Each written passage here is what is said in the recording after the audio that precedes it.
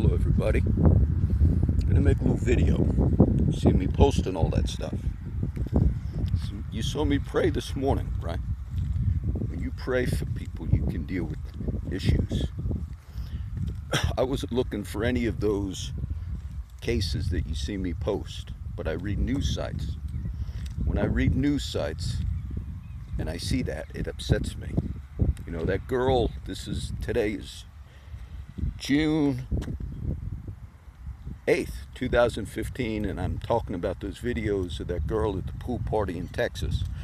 You know, that girl was 15 years old. She's calling for her mother, and cops pulling out a gun at a pool party. And before the days of videotape, if he killed that girl, he would have got away with it. If he did, because the history shows that because of the sinfulness of man and man's fear to lose his job and all, he will lie. And even if he killed out of rage or anger, the history shows that those departments, internal investigations, all the other officers that are at the scenes where there's actual killings, they all lie. They all lie. And when the videos surface, that's when you know. I saw a story. Now, this is at the firehouse about 10 years ago. We're going to go for about 15 minutes. And I believe it was SO, a sheriff's guy. But it was on one of the documentary shows. And his girlfriend or wife, forget, divorced or broke up with him. And he was one of these types of guys. You have a lot of them. So, he eventually, normal family, but the lady was afraid for her life from this cop. And the kid, I guess, smoked pot or something. So he had, filed some type of criminal possibility that there was drug dealing in the home. I think it was an upper class home. So he finally managed, after this woman had said she was afraid for her life from this cop, he finally managed to get a cause for a warrant. Now, he went into that home. Of course, he either lived there or went out with the lady. He knew it. He went right upstairs, and he shot that lady twice in the head. Grazed her. They did the investigation. As soon as he went into the room, he blew her head off. Now, that too, after it was, a cop went into somehow, criminal activity. He was getting away with that murder. And I guess eventually it came to light. They did the forensics, and the calls to go into the home, they were going to justify, because the son had smoked pot, he knew, because it was the lady's son. And all of the procedures of law backed that guy up until somehow it, maybe one of the other officers realized he went in there and blew her head off. And they showed that she had screamed or something and said, yeah. Now, these things go on. These things go on a lot. The federal authorities are investigating the Corpus Christi Police Department. I know that. And I won't tell you any more. But I know that. And you say, there are a lot of things I know about. And the reason I know about a lot of things is because for many years, I have friends that are in all types of people I try to help. And I've never broken I think people thought maybe, because I was investigated, they probably thought surely, because there's preachers that are involved with drugs and just like cops. But I was never one of those. And anybody that asked those other people said, no, John's not like that. And I wasn't. But they're investigating this Corpus Christi Police Department. Before the chief passed away, I prayed for the chief's family again today. And his wife, Tanya, wrote a very nice article in our Corpus paper thanking everybody that was praying for her. And she's going to stay in Corpus Christi, which is good. And so, but I read I saw a news thing. Right before the chief had died, and the murder rate in Corpus Christi, it started like in the first few months we had as many murders as you would normally have in a whole year.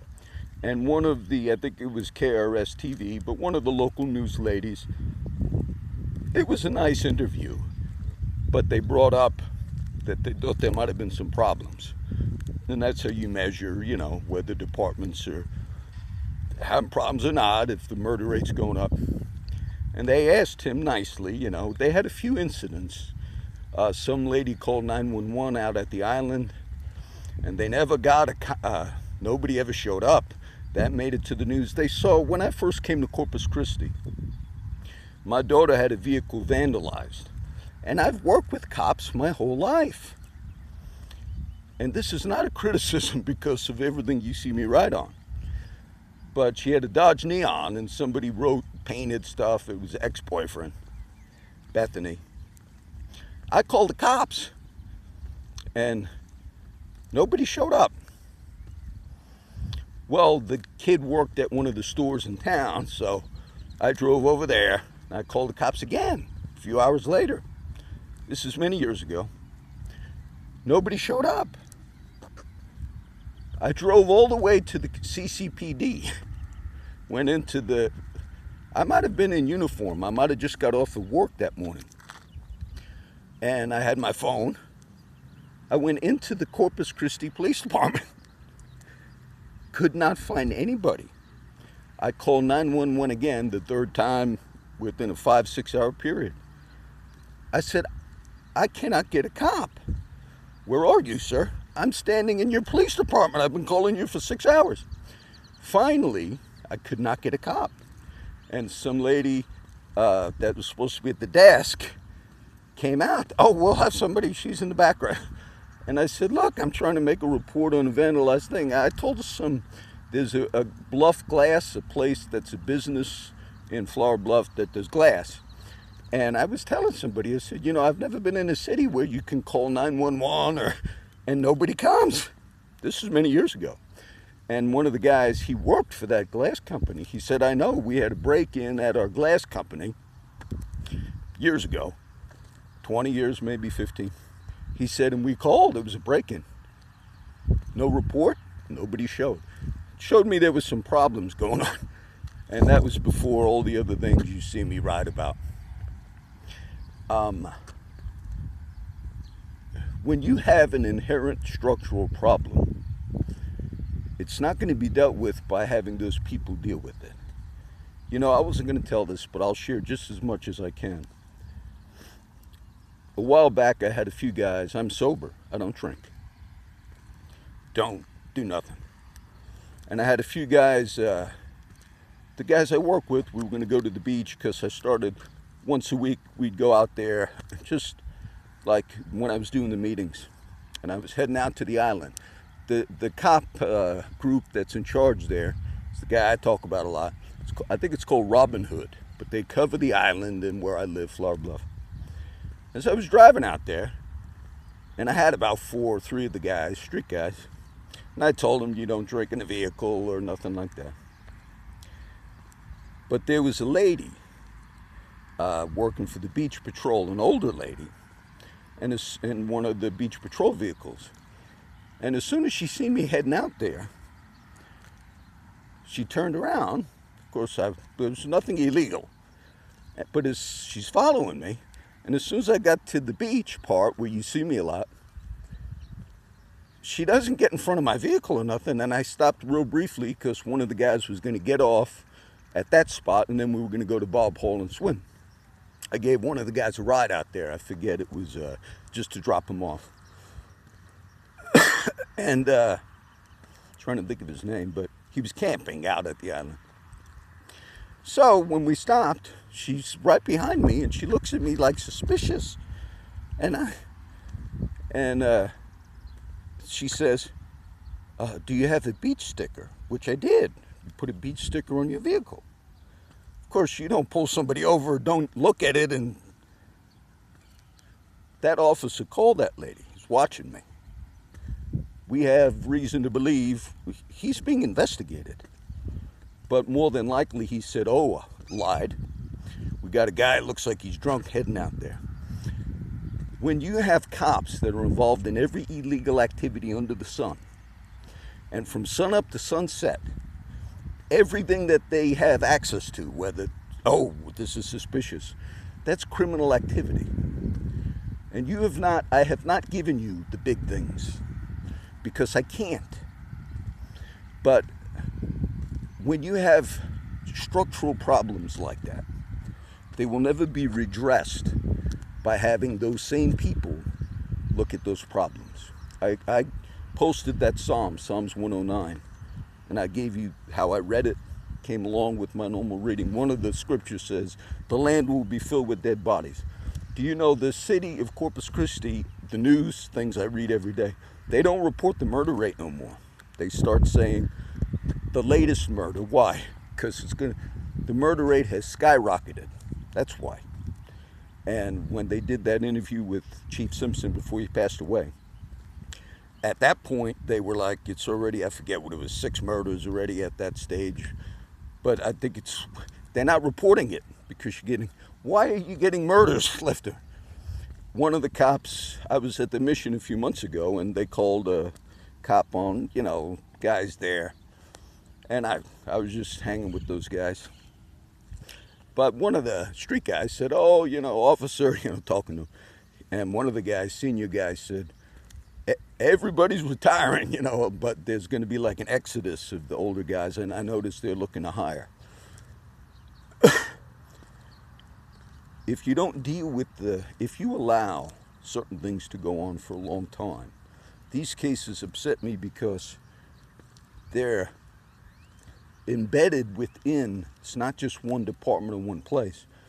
They're embedded. That boy who was held at Rikers Island for 3 years, I posted his story. I read it before he killed himself. But they held him for 3 years. 16-year-old black kid. Because they accused him of maybe stealing a duffel bag. And he was in solitary for 2 years. Solitary confinement, the Supreme Court, I think, was going to outlaw it as something, cruel punishment. That boy suffered from paranoia and all those things because even when he got out, he understood that at any moment, if an officer wants to get a person, like that cop wanted to kill that wife, they'll do whatever they need to do. The average person that's not familiar with any of this, they don't think it goes on. Remember the things that I posted today.